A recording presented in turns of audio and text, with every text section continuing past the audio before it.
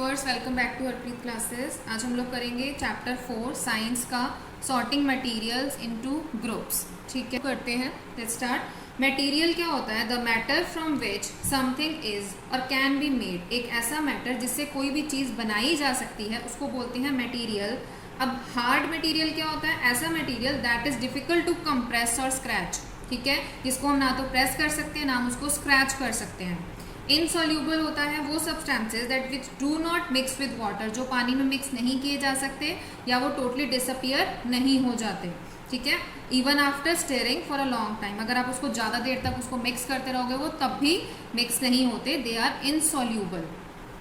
Soluble होता है विच completely disappear और डिजॉल्व इन वाटर। जैसे आप कुछ भी मिक्स करोगे, लाइक आप शुगर मिक्स कर रहे हो वाटर में, तो वो सॉल्यूबल है क्योंकि अगर आप उसको पानी में डाल के मिक्स कर दोगे और वो सडनली मिक्स हो जाता है। शाइनी, वो मटेरियल्स जो शाइनी होते हैं और their freshly cut surface are shiny. ठीक है, उनको बोलते हैं लस्ट्रस मटेरियल, और उनकी जो शाइन होती है that is called lustre.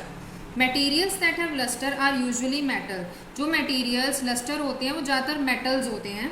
Metal क्या होता है? Metal is a hard shiny solid material which is able to shape. एक ऐसे मटेरियल जो हार्ड भी होते हैं, शाइनी भी होते हैं और वो सॉलिड होते हैं और उनको हम कोई भी शेप दे सकते हैं and can conduct electricity and heat.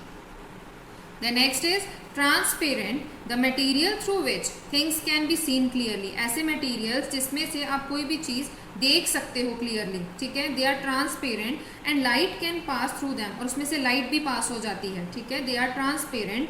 Translucent होता है the material through which objects can be seen. Objects देखे जा सकते हैं बट नॉट क्लियरली, क्लियरली नहीं देख सकते आप। And light can pass partially, मतलब कि कंप्लीटली लाइट पास नहीं होती है, पार्शियली होती है, थोड़ी होती है। The next is opaque, the material through which we are not able to see. ऐसे मटेरियल्स हम जिसमें से देख ही नहीं सकते और लाइट की नॉट पास थ्रू दैम, उसमें से लाइट बिल्कुल भी पास नहीं होती है। They are opaque. The next is rough, an object having an uneven or irregular surface. ऐसे ऑब्जेक्ट्स जो अनइवन होते हैं और इरेगुलर होते हैं, ठीक है, they are called rough.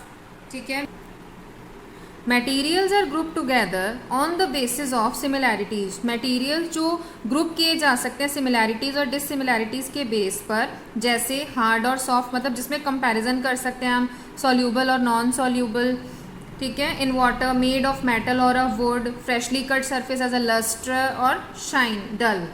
Materials can be grouped on the basis of whether the object is solid. Materials को ग्रुप किया जा सकता है किस बेस पे? या तो वो सॉलिड हो, लिक्विड हो या फिर वो गैस हो। Whether it is a conductor of heat, या तो वो गुड कंडक्टर हो या नॉन कंडक्टर ऑफ हीट हो, या फिर वो मेटल हो, metal are conductor of heat but wood, plastic are non conductor of heat. Next is we can also group material on whether they float or sink.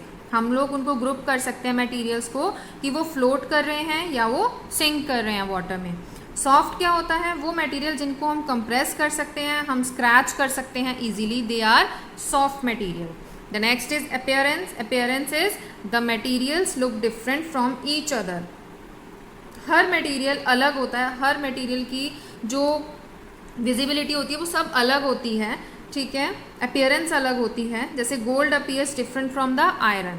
Next is non metal, they are commonly soft. ये commonly ज़्यादातर soft होते हैं, उनको pieces में break भी किया जा सकता है, उनको बीट भी किया जा सकता है। For example carbon, sulphur, oxygen. अब आप देखिए, materials can be grouped on the basis of whether they are opaque. उनको आप ग्रुप उसकी ओपेक, ट्रांसपेरेंट, ट्रांसलूसेंट की फॉर्म में भी कर सकते हो। This can be tested by looking through them. अगर आप उनमें से देखोगे, अब आप ये देखोगे कि ये बॉय है, ठीक है, यहाँ पर उसने एक मिरर लिया हुआ है हाथ में बट उसमें कुछ भी विजिबल नहीं है। ठीक है, तो ये आपका ओपेक हो जाएगा। एक मिरर और लिया जिसमें वो हल्का सा नज़र आ रहा है, तो that is a translucent because face is not clearly visible. Next is, अब आप देखो ये फिर से अगेन मिरर है उसके हाथ में बट उसका जो फेस है वो क्लियरली विजिबल है, वो भी इधर देख सकता है और हम भी उसे देख सकते हैं, तो that is transparent. Dividing material in groups make it convenient. अगर हम किसी भी मटेरियल को उसके ग्रुप के हिसाब से उसको कन्वीनियंटली ग्रुप कर लेते हैं, सिस्टमैटिक टू देयर स्टडी, हम उसकी प्रॉपर्टीज़ को सिस्टमैटिक स्टडी कर सकते हैं। ठीक है, आई होप आपको ये पूरा चैप्टर क्लियर हो गया होगा। Thank you.